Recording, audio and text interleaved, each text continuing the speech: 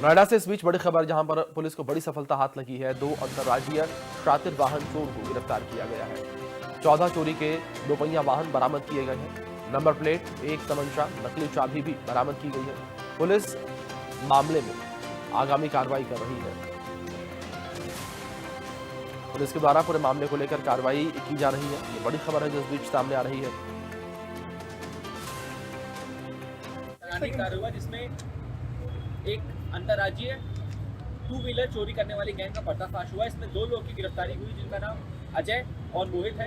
पूर्व में भी इनका आपराधिक इतिहास बरामद हुआ और इनके पास से कुछ तमंचा, चाकू, फर्जी नेम प्लेट्स और 14 मोटरसाइकिल बरामद हुई। ये लोग ऐसी जगह पर पहले रेकी करते थे जहाँ पर सीसीटीवी कैमरा नहीं लगे होते थे, या ऐसी जगह जहाँ पर पार्किंग व्यवस्थित तरीके से नहीं लगाते थे, और वहाँ पर जाकर ये लोग डुप्लीकेट चाबी बनाकर ये लोग मोटरसाइकिल गाड़ियों को चोरी करते थे और